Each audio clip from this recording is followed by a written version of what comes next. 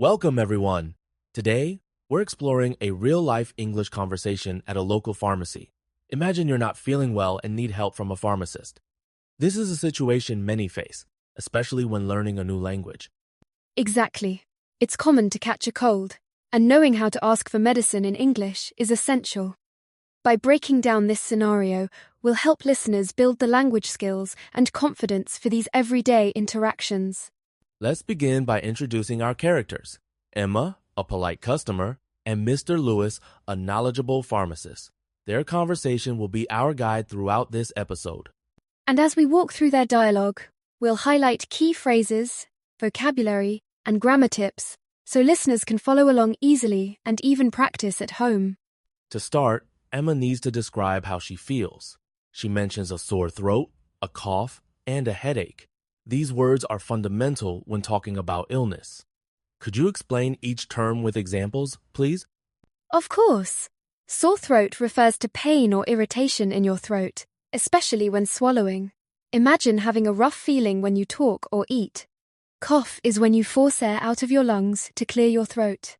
Headache is any pain in your head, sometimes dull, sometimes sharp. Pronunciation can be tricky for learners. For instance, cough is pronounced cough, not cough. Repeating these words aloud can really help build confidence. Absolutely, and understanding these basic symptoms prepares you to explain your health clearly, whether to a pharmacist or a doctor. Next, let's talk about how Emma asks for help.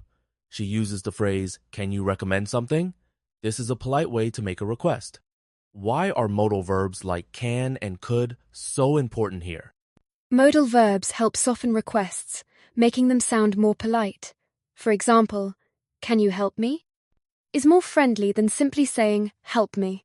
In English-speaking cultures, these forms show respect and consideration, which is valued in customer service. So, using could you instead of give me can change the entire tone of the conversation, making it smoother and more comfortable. Exactly. It's a small detail with a big impact, especially for learners aiming to sound natural and courteous. Now, Mr. Lewis, the pharmacist, suggests over-the-counter medicines. He mentions syrup and tablets for the cold. What do these terms mean, and how do they differ? A syrup is a liquid medicine, often sweet, making it easier to swallow, especially for kids. Tablets are solid pills you take with water. Some people prefer syrup if they have trouble swallowing tablets, but both can be effective. It's helpful to know these options. In some countries, syrups are more common for colds, while in others, tablets are preferred. Asking for your preference is part of clear communication. That's right. And knowing these words helps you choose what's most comfortable for you when visiting any pharmacy. After recommending medicine, Mr. Lewis explains how to use it. Take this twice a day. For beginners, understanding instructions is crucial. What strategies can help listeners catch these details? Listening for numbers and time words like once, twice, or before bed is key. You might ask, "Should I take this before or after meals?" to clarify. Studies show repeating these phrases improves retention and reduces mistakes. That's a smart tip. Also, don't hesitate to repeat the instructions back to the pharmacist. This checks your understanding and shows you're being careful. Absolutely. Pharmacists appreciate when customers confirm directions. It helps prevent errors and builds trust. Emma thanks Mr. Lewis and asks follow-up questions like, "Should I take this before bed?" Why is it important to express gratitude and clarify doubts in such situations? Expressing thanks, like saying thank you or "I appreciate your help," creates a positive atmosphere. Clarifying questions prevent misunderstandings. For example, if you're unsure about side effects, asking directly can keep you safe. It's also encouraging for beginners to remember that asking questions is normal, and even native speakers do it to make sure they're using medicine correctly.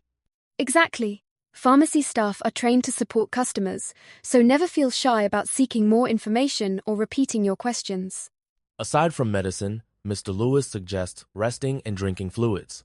Why are these recommendations so common, and how can learners use these phrases in conversation?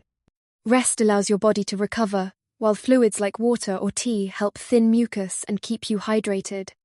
Phrases like, "You should get plenty of rest" or "drink lots of water" are useful to know. both for self-care and when giving advice to others. It's interesting that such simple advice appears in healthcare systems worldwide.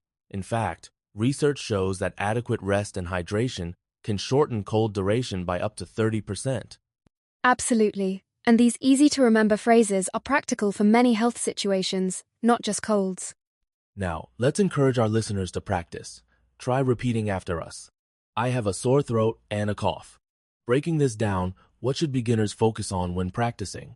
Focus on clear pronunciation and natural intonation.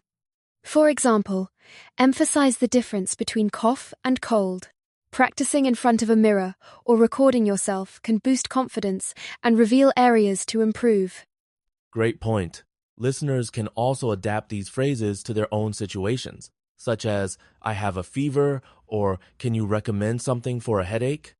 Yes, personalizing practice makes learning relevant and memorable, which is key for building real-life communication skills. Let's touch on pharmacy etiquette.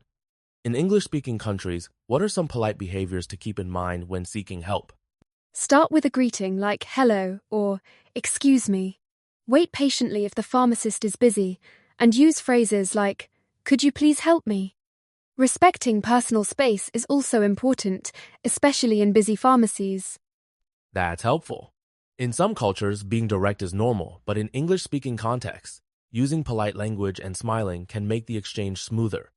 Absolutely. And ending with thank you very much leaves a positive impression, increasing the likelihood of helpful service in the future. To wrap up, we have a mini speaking challenge. Imagine you have a cold. Try saying, hello, I'm not feeling well. I have a cough and a headache. Can you recommend something? Why is practicing out loud so valuable? Speaking out loud builds muscle memory and fluency. Studies show that learners who practice speaking, not just listening or reading, develop stronger conversational skills and recall vocabulary faster. And don't forget, recording yourself and listening back can help spot areas to improve. Practicing these dialogues makes real pharmacy visits much less stressful. Exactly. With regular practice, these phrases will become second nature, and you'll feel much more confident the next time you need to visit a pharmacy in an English-speaking country.